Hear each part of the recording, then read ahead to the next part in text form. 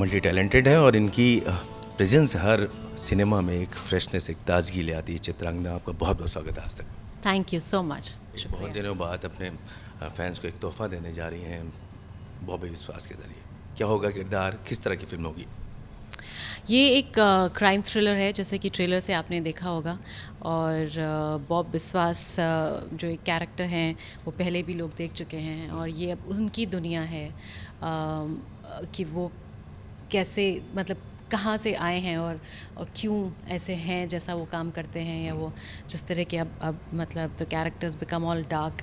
सो एक तरह से जो कहते हैं कि विलन की अगर आप कहानी सुनना चाहते हैं कि वो वहाँ से विलन कैसे बना या क्यों ऐसा है, सो दैट इज़ व्हाट अब ये बॉब बिस्वास की दुनिया है। मैं उनकी वाइफ प्ले कर रही हूँ फिल्म के अंदर। और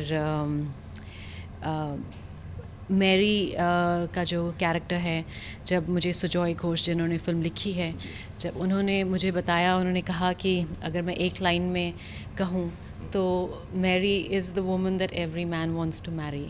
तो वो एक ऐसी है औरत जो एक घर, जो अगर आप you want to come back to, तो वो घर है, वो जो एक सही चीज़ है, जो एक अच्छाई जो है उसकी लाइफ में, दैट इज़ मैरी। एंड तो वहाँ पे एक प्रिडिकमेंट जो आता है बॉब के, एंड वो क्या चूज़ करता है आखिर में और क्यों चूज़ करता है, so that is what it is. लेकिन मेरी की बहुत सारी ड्यूटीज़ होंगी एक अच्छी दिशा में अभिषेक को, यानी कि जो बॉब का किरदार निभा रहे हैं उन्हें ले जाना, और क्या क्या आपकी ड्यूटीज़ होंगी अराउंड उनके रह के? फिर तो मैं आपको पूरी कहानी सुना दूँगी। वेल ड्यूटी तो मतलब एक तो ऑफ कोर्स, क्योंकि ये अपनी याददाश्त खो चुके हैं, तो एक वो कन्फ्यूजन चल रही है कि आपका हस्बैंड वापस तो आ गया है लेकिन वो पहचानता ही नहीं है। तो वो एक इंटिमेसी जो होती है हस्बैंड वाइफ की, कि आप एक रूम में हैं, एक मतलब आप चाहे एक बेड शेयर कर रहे हैं, लेकिन वो इंटिमेसी अब जिसकी याददाश्त नहीं है वो कैसे create, it's like starting all over again, you know. तो एक वो दुख है उसको जो वो छुपाती है। तो ये सब ऑफ कोर्स ये सारे मोमेंट्स हैं जिससे कि वो you know she is trying to figure, and थोड़ा कंफ्यूजिंग लगता है उसको। ये बहुत अच्छा आदमी लगता है, एंड देन जब बॉब अपने आप को उसकी नज़रों से देखता है तो उसे लगता है कि I should be that man, मुझे वही आदमी होना चाहिए जो ये सोचती है या देखती है मुझ में, you know. So very beautiful moments. And so ये बाकी जितनी भी आपने मुझे इतना लंबा क्वेश्चन पूछा, वो आपको फिल्म देखकर पता चलेगा। बिल्कुल, फिल्म तो देखनी ही पड़ेगी क्योंकि आप हैं उसमें। दूसरी चीज़ कि अभिषेक जो किरदार निभा रहे हैं, जाना पहचाना किरदार है, लेकिन इसमें नयापन क्या होगा, ये जानना चाहेंगे दर्शक। जैसा मैंने आपसे कहा कि जब आप एक फ़िल्म देखते हैं और विलन आप मतलब you hate the villain, like अगर वही कहानी आप विलन की पॉइंट ऑफ व्यू से देखेंगे तो वो हीरो बन जाता है।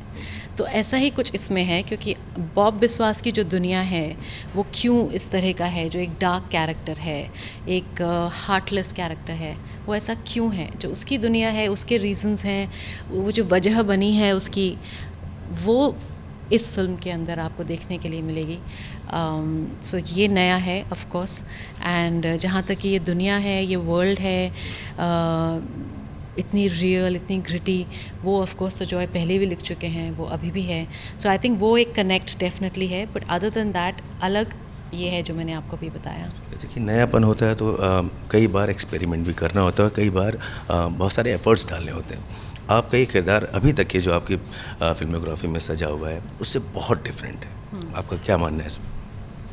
नहीं, डिफरेंट है ऑफ कोर्स, और दुनिया बहुत अलग है, बट अदर देन दैट मुझे लगता है कि जहाँ पे एक इमोशन की बात करें कि वो क्या इमोशन, जैसे मैंने आपको बताया अभी, एक ऐसी औरत जो यू नो झोला टांग के वो अपना बैंक में काम करती है, बैंक में उसका मैनेजर उसे तंग करता है, वो भी उसको रखनी है नौकरी, ये घर भी चलाना है, आपका हस्बैंड कोमा में है या जो भी है, लेकिन इन सब के बीच में ऐसा नहीं है कि कोई रोना धोना हो रहा है या कुछ, क्योंकि उसके पास इतना टाइम ही नहीं है कि वो बैठ के इसके ऊपर इमोशनल हो या ड्रामा हो, तो वो एक प्रैक्टिकल भी है साथ के साथ। तो ये सारे जो इमोशंस हैं आई थिंक बहुत रिलेटेबल हैं।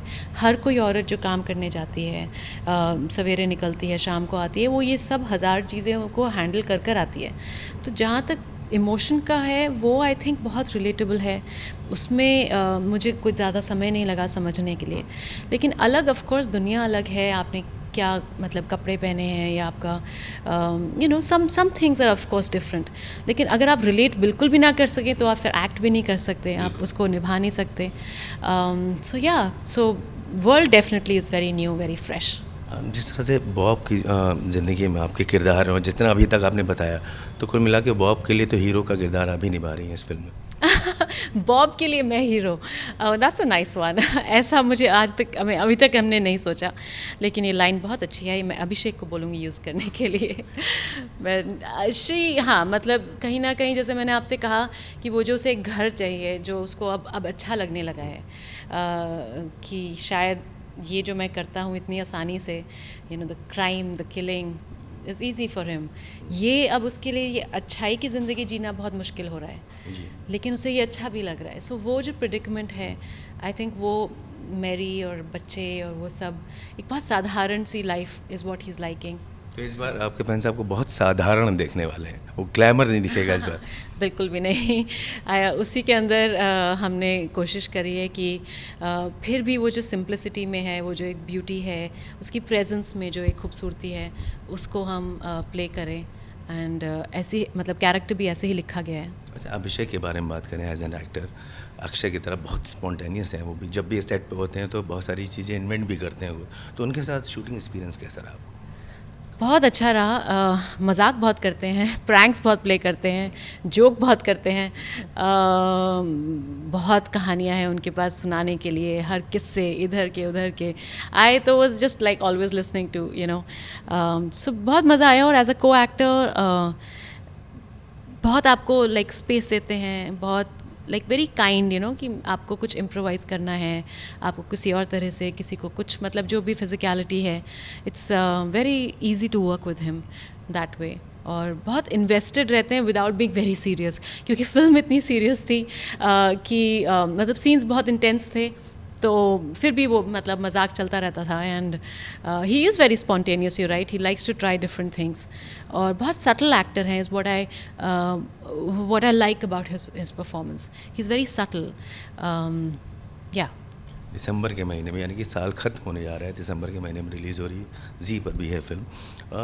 तो ऐसा न्यू ईयर में सेलिब्रेट करने वाला क्या कंटेंट मिलेगा इस फिल्म से?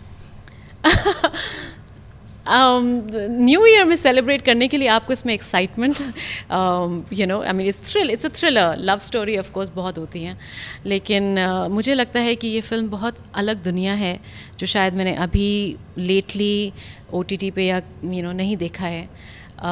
एंड एक crime thriller is always exciting, and जब उसके अंदर एक इमोशनल बैलेंस हो, एक लव स्टोरी हो as an essence of a husband and wife, I think वो बहुत खूबसूरत है. Then you really get invested in the characters, you know. So yeah, मुझे लगता है कि ये काफ़ी intense ride है, thrilling love story.